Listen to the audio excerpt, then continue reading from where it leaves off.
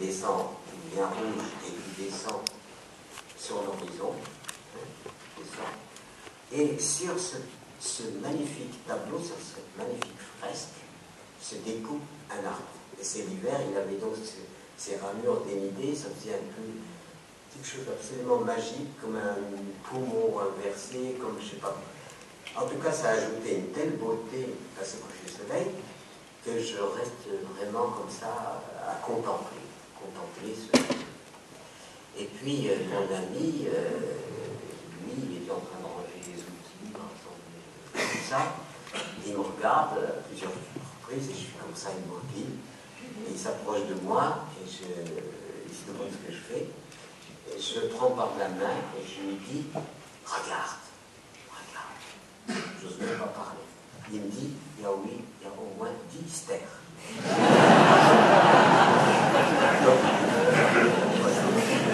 Donc je vais m'arrêter là. C'est simplement ce que je veux signifier avec cela, c'est que le monde manque de beauté et nous ne sommes pas ici pour être simplement dans la pratique. Nous sommes ici aussi pour admirer la vie, lui rendre hommage et être heureux dans cette vie. Merci.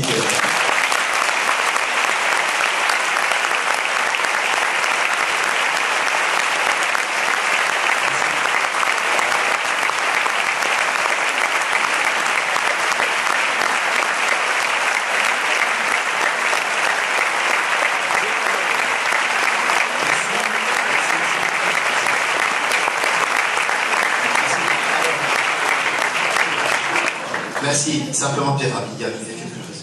Cultiver son jardin, plus que jamais, un acte politique, un acte de résistance, vous dit. Alors moi, il y a une question qui me brûle les lèvres, parce que hier, on a perdu un grand homme qui s'appelle Stéphane Hessel. Et lui, c'était « Indignez-vous ». Et vous, c'est entre l'indignation constructive que vous prenez vers la sobriété heureuse et « Indignez-vous » de Stéphane Hessel, qui nous a quittés hier. Est-ce que c'est la même indignation? Et est-ce que l'insurrection des consciences, il y a plein de pétitions, votre slogan électoral en 2002, est-ce qu'il est encore d'actualité? Non, je ne sais pas. Est-ce que ça a évolué depuis? Est-ce qu'on peut aujourd'hui encore s'indigner de façon constructive? C'est une grande âme, une âme magnifique, une conscience. Une âme, on avait compris. Oui, vous avez bien compris. Une âme magnifique à qui je rends totalement hommage et avec beaucoup de sensibilité, donc il n'y a aucun problème là-dessus. Simplement, je n'étais pas tout à fait d'accord avec indignez-vous, dans le sens où dans le sens où ça ne suffit pas de s'indigner. Et qu'on ne peut pas se contenter de s'indigner parce qu'il faut aussi s'indigner de façon constructive, bien entendu. Et l'indignation, c'est quoi? Ben, bien sûr, il la faut l'indignation. Il faut cette indignation, et Stéphane Hessel avait tout à fait raison de nous interpeller sur cette indignation. Seulement le problème, c'est que dans la réalité, qu'est-ce qui se passe? Il se passe que je vais m'indigner. D'abord, il faut bien mettre quelque chose pour incarner cette indignation. Ça ne peut pas être simplement une protestation comme ça, avec un défilé dans les rues. Ça ne suffit pas. Il faut donc s'indigner de façon constructive. Et puis je peux être quelqu'un qui va s'indigner dans les rues, et je rentre chez moi et je pourris la vie de ceux qui vivent autour de moi. C'est-à-dire qu'en fait, est-ce que je suis assez cohérent pour que cette indignation, je l'applique à moi-même, mais je l'applique aussi à mon propre comportement à l'égard des autres. Parce que sinon, on crée encore le clivage dualiste entre l'opprimé et l'oppresseur. Et cette notion d'opprimé-oppresseur, on n'arrête pas de gérer cela.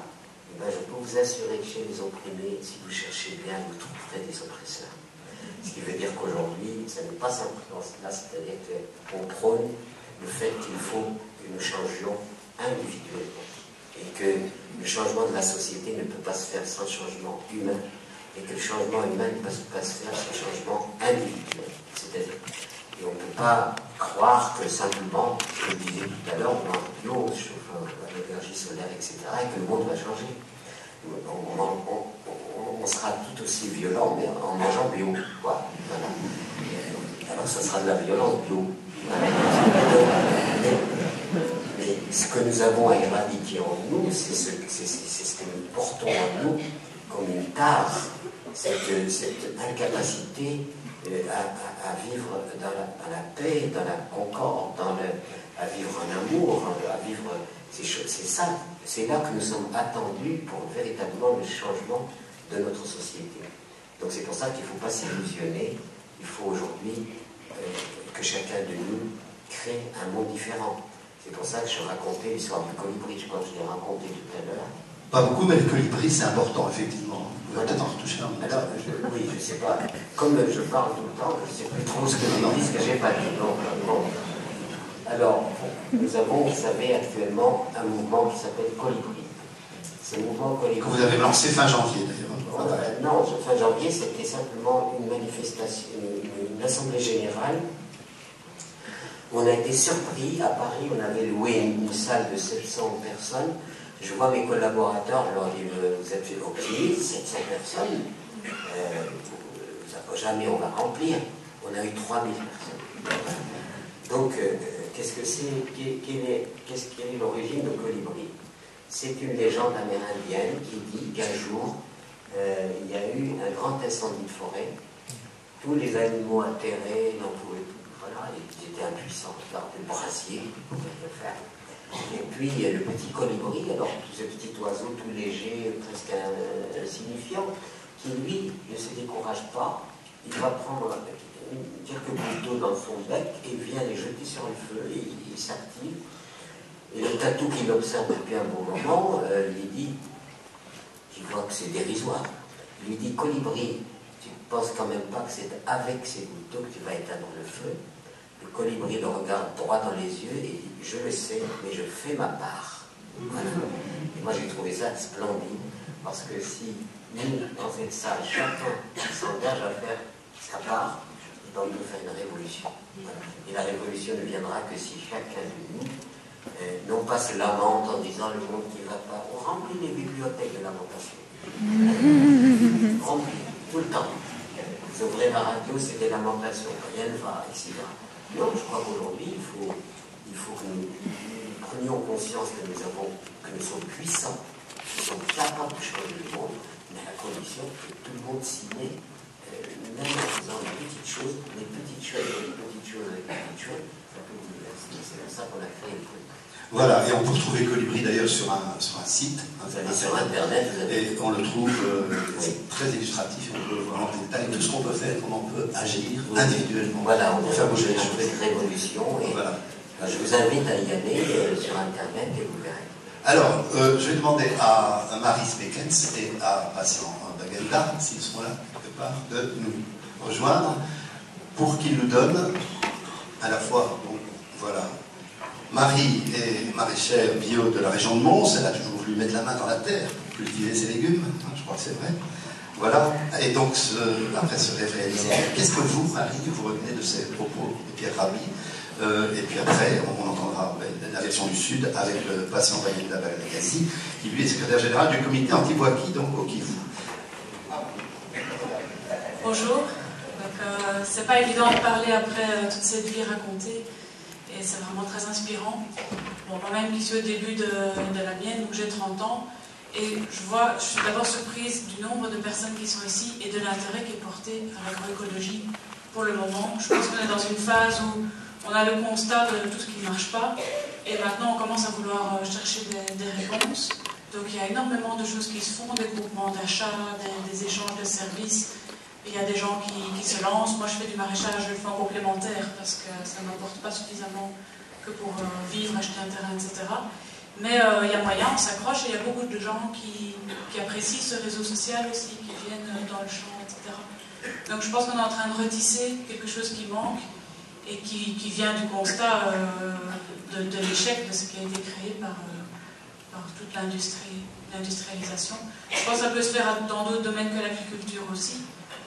Tous les domaines en fait sont touchés par la standardisation, la limitation des coûts, on entend parler des usines qui ferment, etc. Je pense qu'il faut vraiment qu'on s'indigne et aussi qu'on aille... ok, ce sera peut-être un peu plus cher, mais acheter à la personne à côté, ça lui permet de vivre, ça d'avoir son emploi. Voilà, donc il y a d'autres choses sur lesquelles je m'indigne aussi, comme donc les essais d'OGM qui ont été faits et qu'on a été endommagés. Donc le procès qui est maintenant en cours, c'est pas suffisant, mais il faut aussi dire non à cela et aussi proposer quelque chose à côté. C'est pas suffisant de dire non, mais voilà, c'est nécessaire quand même, je pense. Merci pour cette...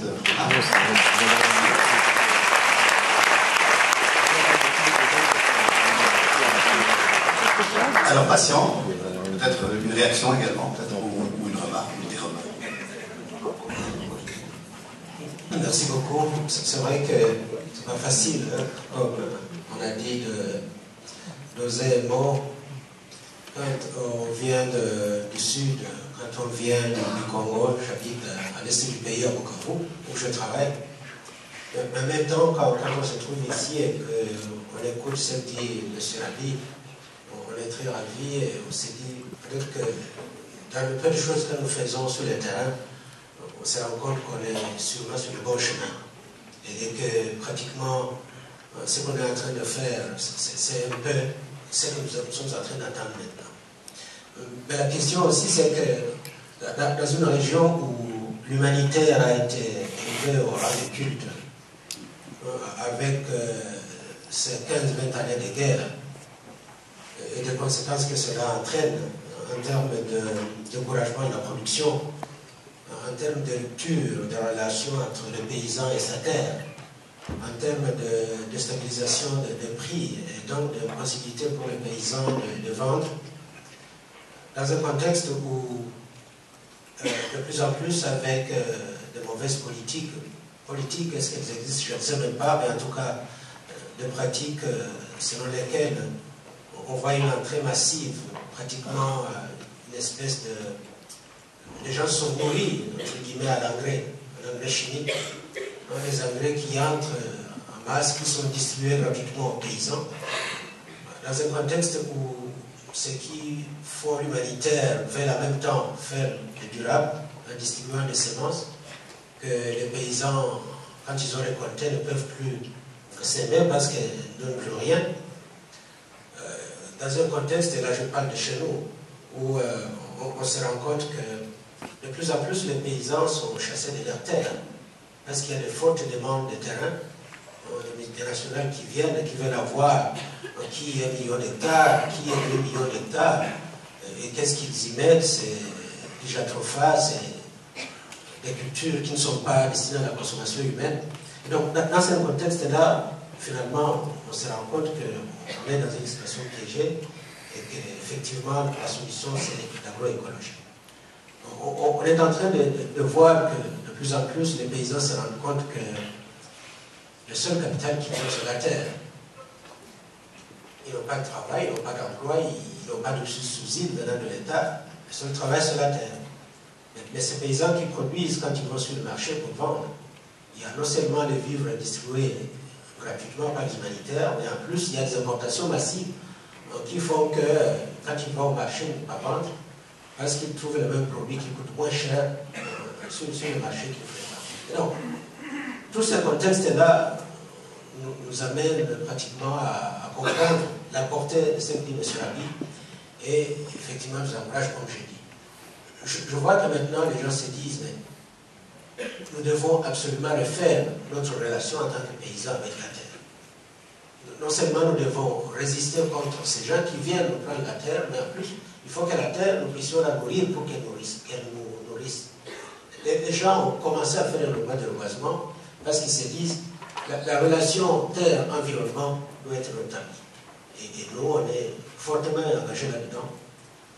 Les gens se rendent compte qu'il faut absolument maintenant recourir aux anciennes pratiques. Je crois que vous l'avez dit. Nos arrière-grands-parents, nos mamans connaissaient des techniques qu'ils utilisaient très bien pour pouvoir permettre à la terre de continuer à produire. Ils connaissaient des techniques pour lutter contre les prédateurs au niveau des champs. Nos mamans savaient augmenter le rendement de leurs champs. Et il faut qu'on recourt à ça. Et donc, de nouveau, c'est des choses qui se font. On se rend compte